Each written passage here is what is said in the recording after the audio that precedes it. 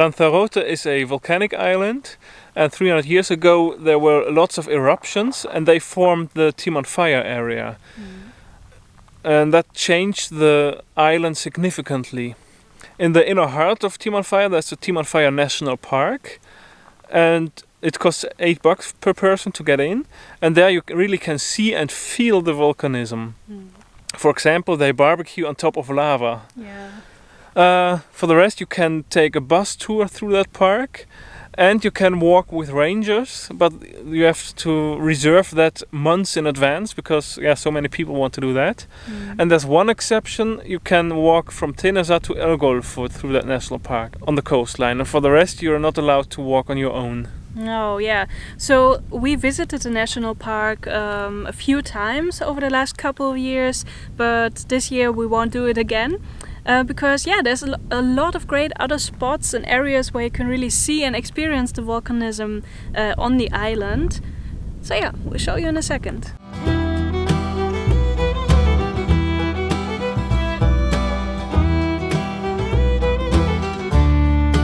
We're now at the edge of Timanfaya National Park. This was centuries ago a very green area with lots of agriculture over here. And then in 1730 these volcanoes started to explode and overflowed everything with lava, and so there's only lava left. National Park Timanfaya. And all that started right here.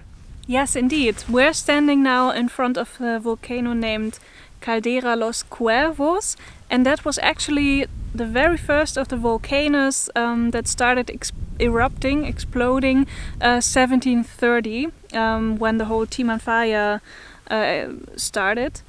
It's actually a very small or pretty small volcano, and unfortunately it's pretty destroyed because in the beginning it wasn't regulated so well, everything, so people took material for construction and for agriculture and also souvenirs and stuff like that, so it's not in a good shape unfortunately. This volcano erupted in different a few times, and there was a kind of a lake of lava inside, and that with every eruption it emptied out, and so you see the different kinds of lava in here from every eruption. So every time it left some traces, so you can see the different moments kind of. Yeah, it's really special, and actually at one of the eruptions one part of the wall from the volcano broke and a huge rock was catapulted away, and the whole lava lake just emptied out on the field. So that makes that you can walk in here actually. That's the opening, and back there there's that piece that broke off.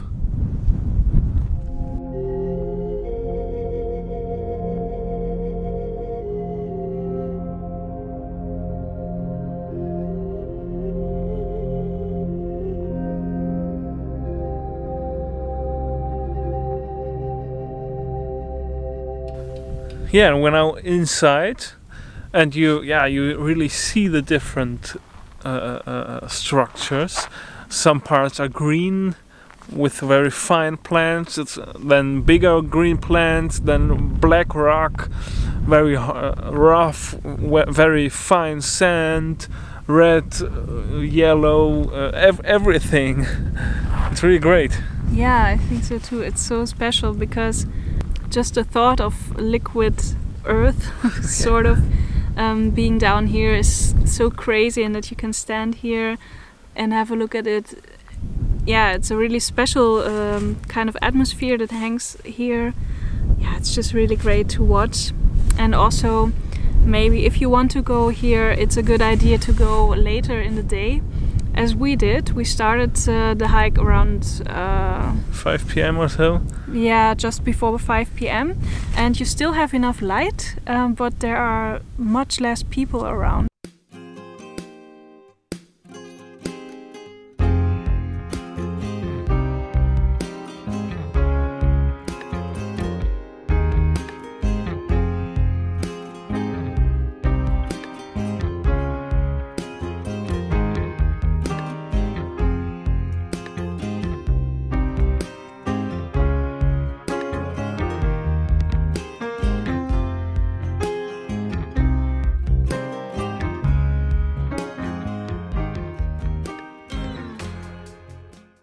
We're now one volcano further, or two.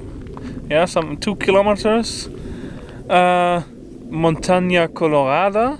Yes, indeed. You saw Caldera Los Cuervos. That was the first volcano that erupted in the time of the Timanfaya eruptions. And Montaña Colorada is actually the last one that exploded. So yeah, we're gonna have a look at that today. So the first one and the last one pretty close to each other. Back there you can see the Los Cuervos, the old one. And we're now at the bottom of Colorada, yes. And it's a path going around that volcano, and it's approximately 1 hour. Yeah, these little rocks were catapulted through the air. Actually, these are huge rocks that were catapulted through the air, and it's unbelievable that they can fly that far from the volcano. Yeah, it's so special around here. You have these huge rocks, they are a little bit closer to the volcano, and more little rocks that are further, or little, smaller rocks that are further away from the volcano because, yeah, they can fly further because they're lighter. But yeah, this landscape is just, yeah, unbelievable. It's a little bit like another planet. Crazy. Yeah, nothing grows on it, only on a few spots there's a plant, but there's no grass, there's nothing. So it's really, yeah, looking weird. By the way, these rocks are called bombas, like a bomb. Yeah. Yeah. Yeah, and this red color, that isn't red sand, but it's small little pieces of rock, like gravel, but they are very light. They are very lightweight, and you can crush them with your fingers. It's crazy.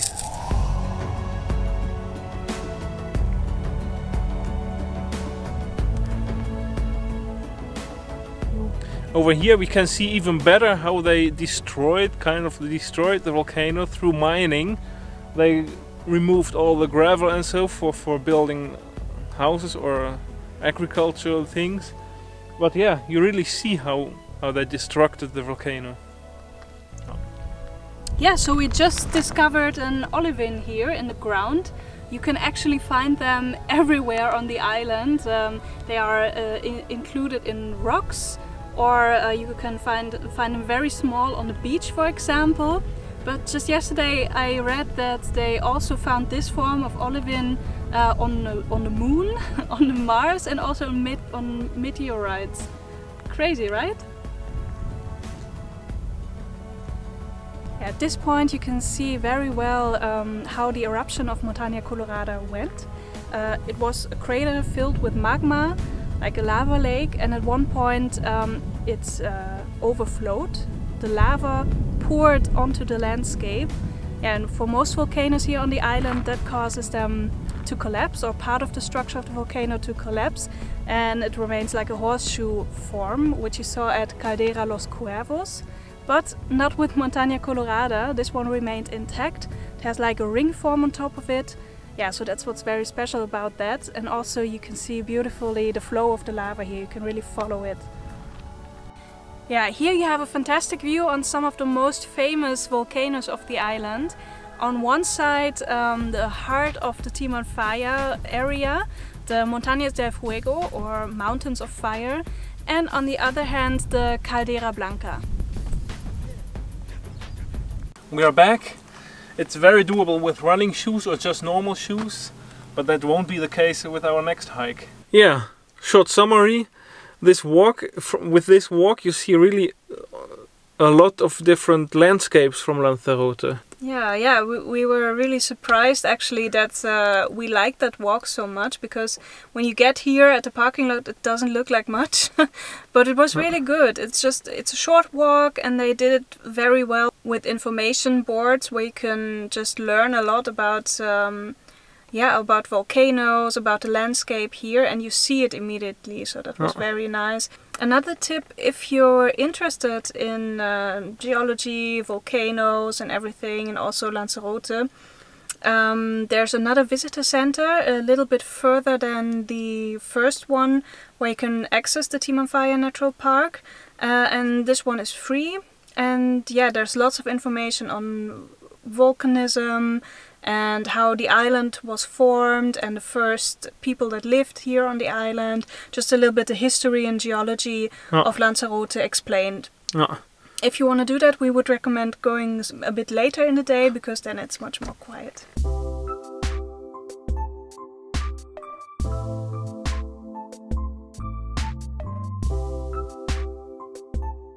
We're going to Caldera Blanca today.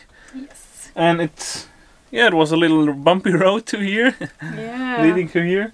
And now we're making some lunch that we can take on the hike. We got bread with a sandwich with hummus. Yes. And cucumber. And their sandwich with avocado and garlic. Guacamole style. Yes. And over there, vegetarian albóndigas, they call it in Spain.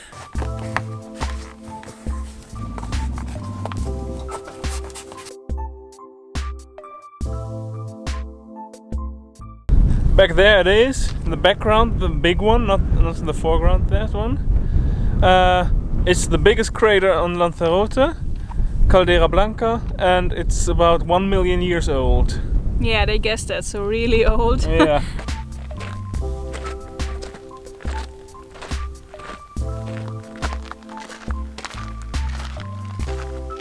Yeah, that's the volcano or the crater in front of Caldera Blanca, so the smaller one, but it's open, you can really see inside it, and it's huge. And you see there are many plants already. It got a color already. It's not black, but it got a color. And that's a pretty old one, so about 1 million years. And the lava field where we've walked through right now, that's much newer. So that's really black. There doesn't grow much. And these two volcanoes were not overflowed by lava back in 70-30, so that are two kind of islands, islotas, in the new lava field from, yeah.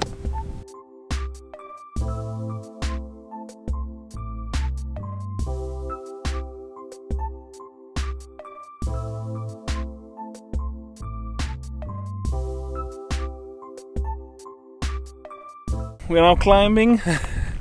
Back there you see really nice that lava field and the little crater in front of it, and we are now climbing the big one.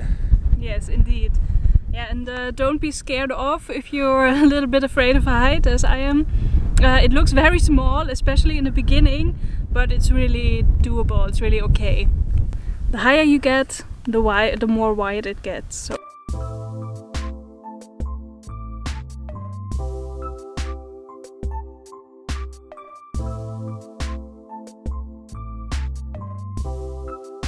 We've arrived up here. Yes, and it's really, yeah, it's so awesome. You have just such a great view of the volcano. You look right into the crater, and yeah, it's just to think that once there was lava coming out of this, like exploding. It's just unbelievable. Yeah, yeah. I can't imagine it. No. Yeah, it's really beautiful here. And yeah, coming up means lunchtime.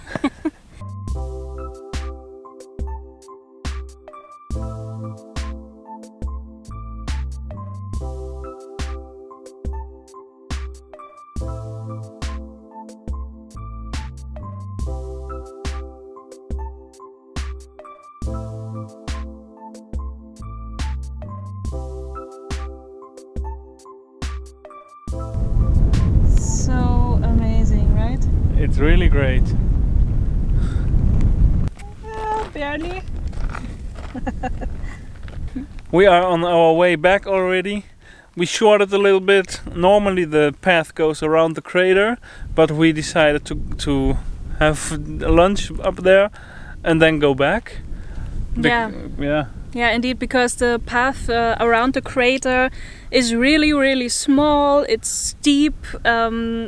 And there are lots of wind. Yeah, there's lots of wind also. So yeah, if you're afraid of heights, that's not something I would recommend. So we just turned around and yeah, Actually, the view up there on the crater is just so amazing, so it's worth going up there just for that.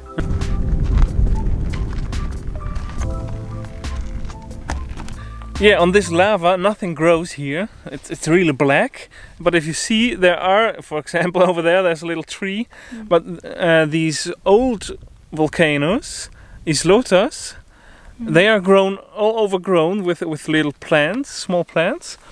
But the new lava, 300 years old, is really black. Yeah. But if you look carefully, you see these lichens. It starts growing there in white, in orange, in different colors, and that's the beginning of growing plants there. Yeah. So it all starts with these, with lichens. Yeah, unbelievable.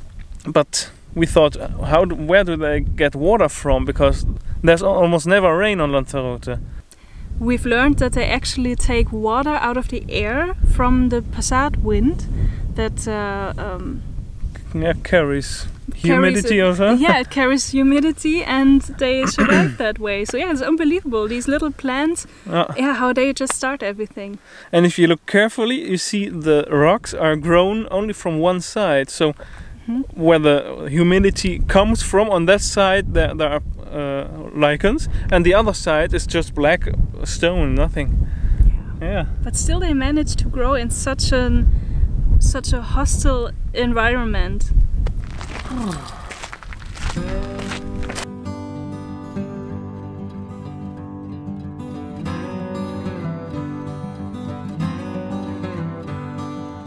Lanzarote has a pretty hot, warm climate, a subtropical desert climate they call it, so there's almost no rain and it's always lots of sun. So it's not handy to grow wine over here, but they still manage to do that with these funnel-shaped holes.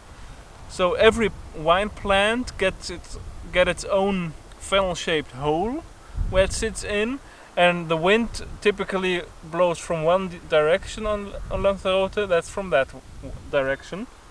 So they built a little wall around that hole to prevent the wind blowing into that hole. But there's still no rain. But in the night everything gets wet through condensation. So even our RV at the evenings, it gets really wet and it drips the water from it. So there's lots of humidity or so, I'm not sure. But it condensates in these holes as well, and through that the plant gets enough water.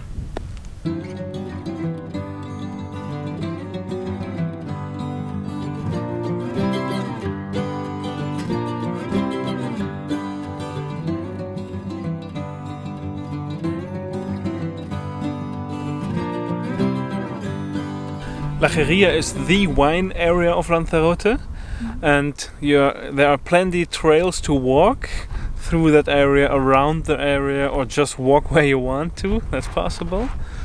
And it's really special looking how they grow these wine plants in these holes. It's really special looking. Yeah, indeed. But yeah, you can also take it slow. Don't have to hike. You can go into one of the bodegas. There's a few around here, and sample a glass of wine or buy a bottle, or just watch how the wine is made if you book a tour with one of the bodegas. Yeah, so it's a great area. There's lots of stuff to do and to enjoy. Really special landscape. You can also eat here, by the way, in one of the restaurants. Yeah, so it's really a place to enjoy. Yeah. Yeah, and after all that hiking we've done the last couple of days, we really earned our glass of wine, so we're gonna close out the day with that.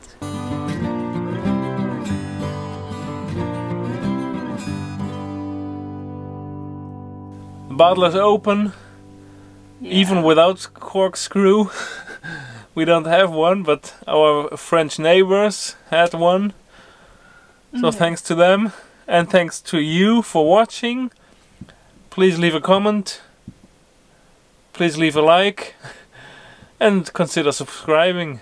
Yeah. So yeah, thanks a lot, Guy. And I would say till the next video. Bye.